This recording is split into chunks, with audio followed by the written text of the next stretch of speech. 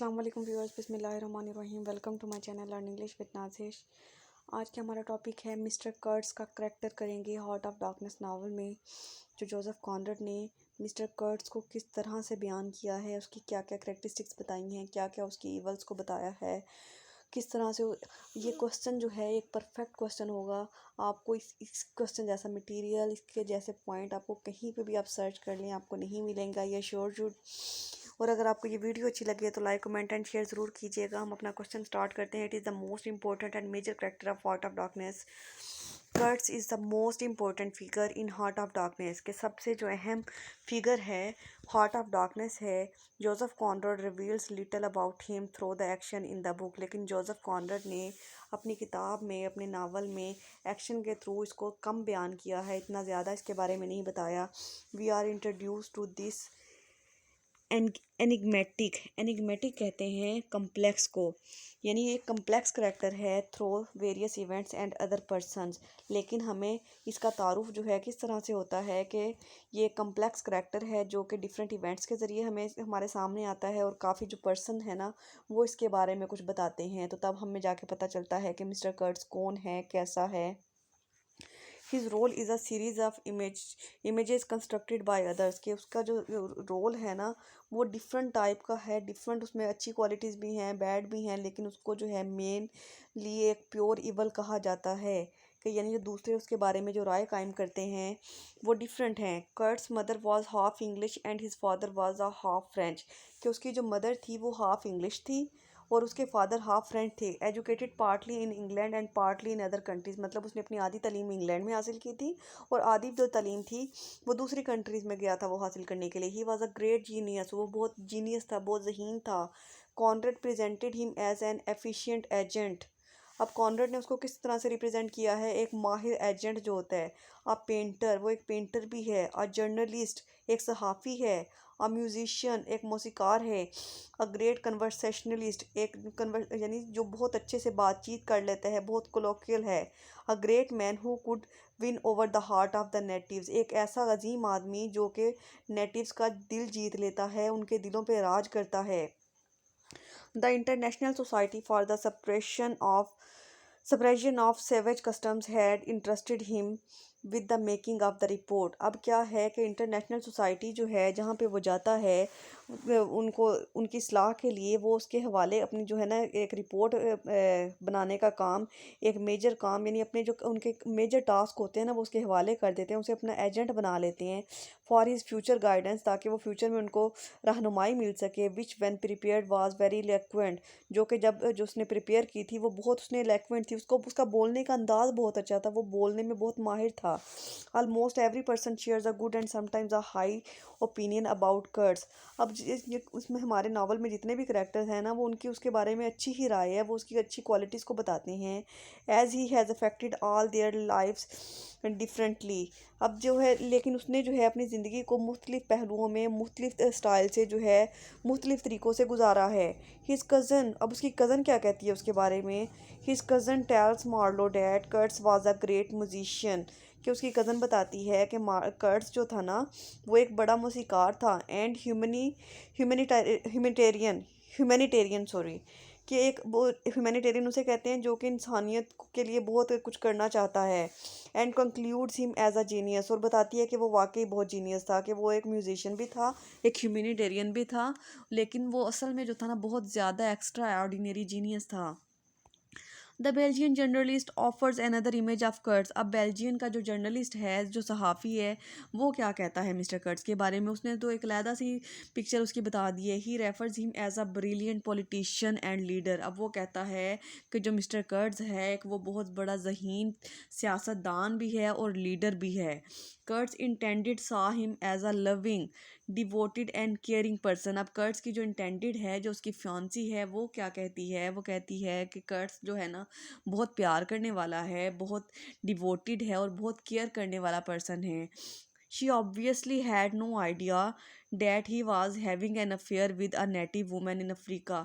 अब उसको बिल्कुल भी उसकी जो फियांसी है ना उसको नहीं पता, वो उसके साथ बहुत लॉयल है और उसको भी बहुत लॉयल समझती है, लेकिन उसको इस बात का बिल्कुल भी अंदाज़ा नहीं है कि जो मिस्टर कर्ट्स है ना उसका एक अफ्रीका में एक औरत के साथ अफेयर चल रहा है। It has been rightly said, Mr. Kurtz, so sensitive, so civilized, who at the savage center of the jungle sees into the darkness of himself and dies.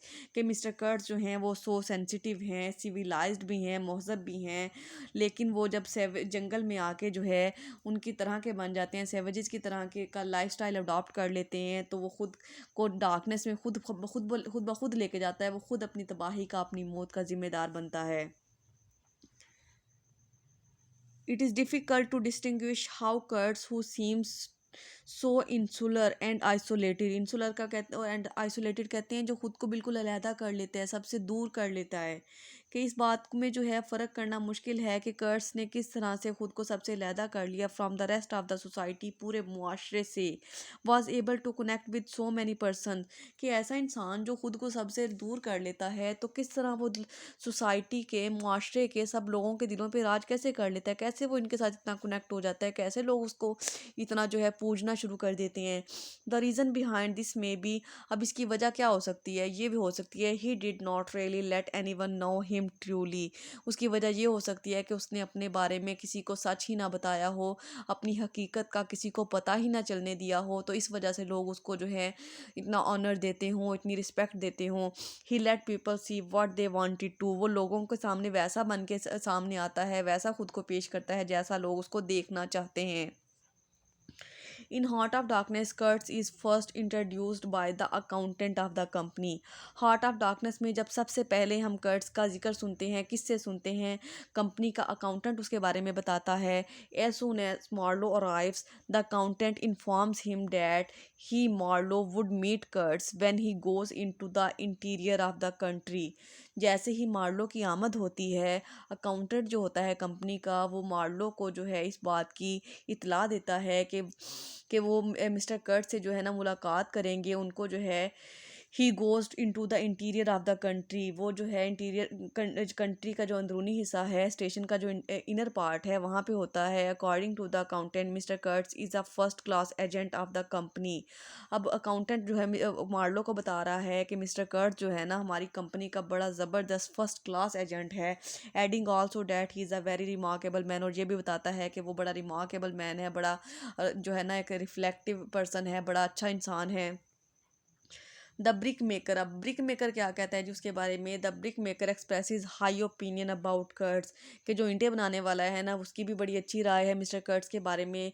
Mister Kurtz is a prodigy, prodigy कहते हैं अजीबो गरीब शय, इसकी जगह पे आप master mind भी कह सकते हैं, यानी ऐसा वो कहता है कि मिस्टर कर्ट्स जो है ना एक मास्टर माइंड है, कोई अजीबो गरीब शय है। एंड एन एमिसरी, एमिसरी कहते हैं सफ़ीर of pity of science of progress and devil knows of what else, कि यानी वो एक सफ़ीर है साइंस का और प्रोग्रेस का, और एक डेवल है जिसके बारे में शायद ही कोई जानता है। Further he tells Marlow that man like mister Kurtz are needed for the enlightenment of such dark countries as the Congo. अब क्या है कि मार्लो उसके बारे में क्या कहता है, मार्लो की ये राय है कि मार्लो वो कहता है कि मिस्टर कर्ट्स जैसे जो लोग हैं ना उनकी ज़रूरत थी कॉन्गो जैसी कंट्री को, ताकि वहाँ की डार्कनेस को जो है ना रोशनियों में बदला जा सके, उसकी डार्कनेस को ख़त्म किया जा सके। मिस्टर कर्ट्स की वहाँ पे ज़रूरत थी।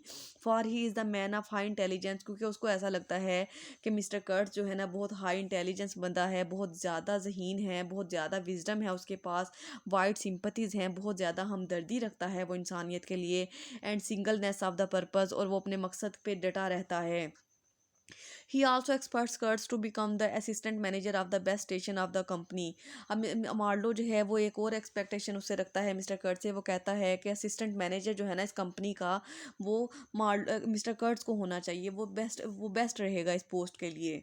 इसके बाद Kurtz heads come to the dark country with high aspiration and ideals. अब कर्ट्स का मकसद क्या था इस नावल में, वो जो था ना डार्क कंट्री में एक बहुत ज़्यादा ख्वाहिशात लेके, बहुत ज़्यादा आइडियल्स लेके वहाँ पे आया था। He stay here was a sort of test of his personality, लेकिन अब इसका जो टेस्ट ये वहाँ पे क़याम था, वहाँ पे जो रुकना था, वो उसकी पर्सनैलिटी का टेस्ट था।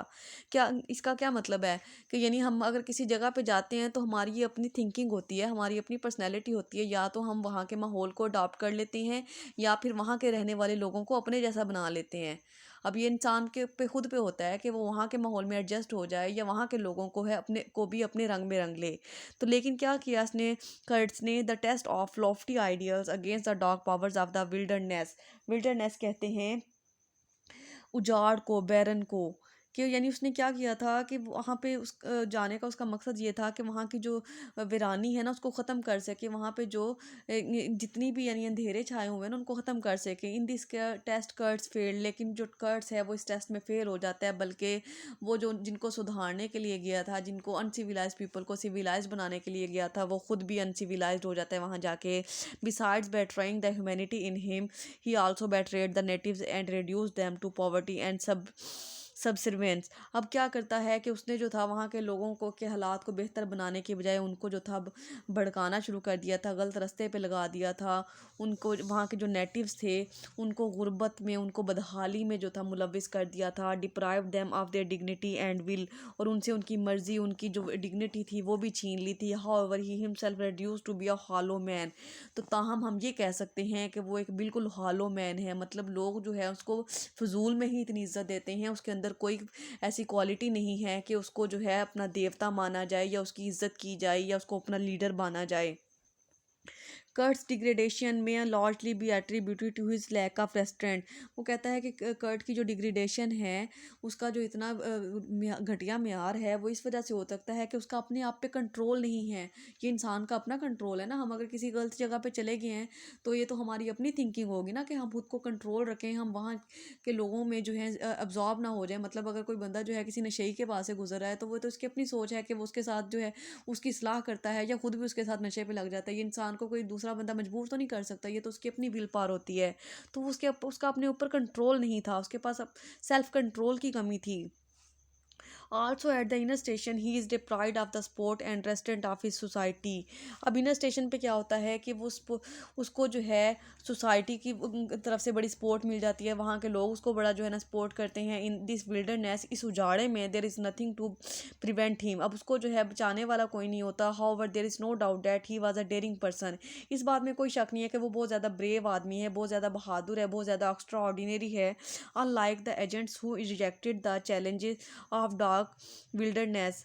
अब दूसरे एजेंट्स जो थे ना उन्होंने जो था वहाँ पे डार्कनेस को, वहाँ की डार्कनेस को, वहाँ के उजाड़े को जो ख़त्म करने का जो चैलेंज था ना उसको रिजेक्ट कर दिया था। वो उन्होंने जवाब दे दिया था कि हम ऐसा नहीं कर सकते। लेकिन इसने ये ना चाहते हुए भी, हालांकि इसमें कैपेबिलिटीज़ नहीं थी, लेकिन फिर भी उसने इस चैलेंज को एक्सेप्ट किया था कि मैं ऐसा करूँगा। He came to Congo to explore the area. वो कॉन्गो किस लिए आया था? वो एक एरिया को, एक टेरिटरी को एक्सप्लोर करने के लिए आया था, दरियाफ्त करने के लिए आया था। But soon his aim was to collect Ivory.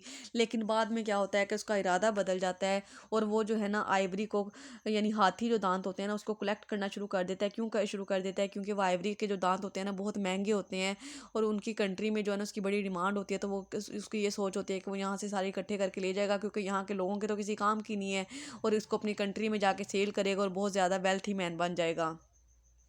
This brings forth his greediness. इस बात के ज़रिए, आइवरी वाली टॉपिक के ज़रिए, आइवरी वाले पॉइंट के ज़रिए हमें ये पता चलता है कि वो कितना लालची है। Though one can notice Kurtz was not without moral awareness, he remains conscious of his cold blooded exploitation towards the native. अब यानी उसके दिल में जो है ना वो उनके लिए कोई हमदर्दी नहीं है, कोई इतना जो है ना होता है ना कि किसी का दुख दर्द देख के इंसान के दिल वो जो खून जोश मारता है या फिर उसको जो है ना एक दर्द पैदा होता है, ऐसा उसके दिल में कुछ भी नहीं है। वो उसका तो अपने अपने मकसद है, उसको मॉरल वैल्यू से कोई लेना देना नहीं है। वो तो लालच, बहुत किस्म लालची किस्म का इंसान है। Their treatment of him almost as a deity gave him pleasure, but this was followed by his intensifying moral awareness. Thus Kurtz can, ये लाइन skip कर दें अपना, their treatment से लेके awareness तक skip कर दें। Thus Kurtz can be seen as a white man who is conscious of his sinister aspect। अब कर्ट्स जो है ना वो इस तरह का वाइट मैन है जिसको अपनी फोर्सेस का, अपनी ताकत का पता है कि वो कितने पानी में है। तो he himself falls prey to the odious primitivism. लेकिन फिर भी वो कहता है कि यहाँ के जो इब्तदाई लोग हैं उसे पता है कि इनको कुछ नहीं पता, इनके पास ना इल्म है, ना कोई नॉलेज है, ना किसी चीज़ का आता पता है, ना इनके पास तरक्की है। तो वो जानता है कि वो इनको आसानी से जो है ना अपना शिकार बना लेगा। If Kurtz has fallen, he has fallen from a considerable height, and Marlow finds in his fall a sign of superiority. अब जो है ना उसका फॉल जो है, उसकी जो ट्रेजेडी है वो उसकी अपनी गलतियों की वजह से होती है कि उसने जो था वो अपने मकसद से किस तरह हट गया था, उसने अपनी ज़िंदगी को किस तरह से ज़ाया किया है। He feels that Kurtz possesses and in extensible gift of noble and lofty expression. अब जो है ना मार्डो फिर भी उसके बारे में एक अच्छी राय रखता है। वो कहता है कि जो ये करेक्टर जो है ना, इसका फॉल भी जो है ना सुपीरियरिटी की लामत है। इसके बाद देखिए the last word the horror horror. अब जब उसकी डेथ हो रही होती है ना, वो मर रहा होता है मिस्टर कर्ट, तो उसके आखिरी अल्फाज होते हैं the horror horror uttered by Kurtz before his death. अब इसके अलावा आपको ना एक ये क्वेश्चन हॉरर हॉरर इस कोटेशन पे भी दिया जा सकता है कि ये जब आपको इस तरह की कोटेशन दे दी जाए और आपसे कहा जाए कि इसको एक्सप्लेन करें, तो तब आपने मिस्टर कर्ट्स के करेक्टर को ही लिखना है। Before his death comes as a final judgment of the adventures that his soul has gone through on earth। अब जो लास्ट वर्ड उसके ज़बान से और आर निकलते हैं ना उसकी मौत से पहले, तो वो उसका वो जो है ना मार्लोस के बारे में ये जजमेंट कर रहा है, ये अंदाज़ा कर रहा है कि ये उसकी जो रूह है ना वो ज़मीन से जा चुकी है। But Marlow feels that this word express some sort of belief. वो कहता है कि लेकिन मुझे ऐसा लगता है कि ये जो अल्फाज इसके ज़ुबान से अदा हुए हैं ना, ये किसी ना किसी अकीदा की इलामत हैं, किसी ना किसी बिलीफ को शो कर रहे हैं। दे शो कैंडर, कैंडर कैंडर कहते हैं साफ दिली को, एंड कन्विक्शन, कन्विक्शन कहते हैं एहसास जुर्म को। वो कहता है कि शायद ये उसकी साफ दिली को और उसके जो एहसास जुर्म है ना, जो उसने अपनी ज़िंदगी में गलतियाँ की हैं, उसको सिंबलाइज कर रहे हैं, उसके लिए बोले गए हैं। May be interpreted as an affirmation and moral victory over all innumerable, innumerable कहते हैं uncountable defeats of Kurtz in his life. वो कहता है कि शायद ये उसकी मॉरल विक्ट्री की बात हो रही है, जो कि उसने अपनी ज़िंदगी में जितनी भी जो थी ना मिस्टर कर्ट्स ने वो हारें से ही थी या फिर वो उसके डिफेक्ट्स थे, उसके लिए उसने बोले हैं। Therefore Kurtz is a symbolic figure who represents white man's greed and commercial mentality. तो हम ये कंक्लूजन कर सकते हैं कि कर्ट्स जो है एक सिम्बॉलिक फिगर है जो कि गोरों के लालच को और उनकी कमर्शियल मेंटेलिटी को, उनकी जहानत को शो करता है। He can also be seen as a symbol of hypocrisy and of civilising the African savages. कि वो जो था ना हाइपोक्रेसी थी, वो यानी उसको असल में वहाँ के लोगों को की इस्लाह नहीं करना चाहता था, वहाँ के बद तहजीब लोगों को तहजीब नहीं सिखाना चाहता था, बल्कि वहाँ वो एक हाइपोक्रेट था।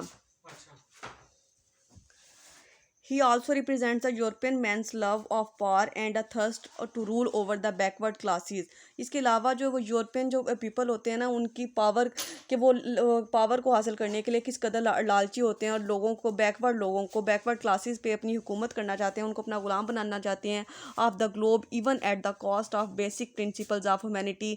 उसके लिए चाहे उनके जो वो उन्हें ह्यूमैनिटी का, इंसानियत का गला भी क्यों ना घोटना पड़े, वो कोई भी कीमत इसकी अदा करने के लिए तैयार हो जाते हैं। लेकिन उनका असल मकसद दौलत को, पावर को और जो है ना रूल को, हुक्मरानी को हासिल करना होता है। अल्लाह हाफ़िज़।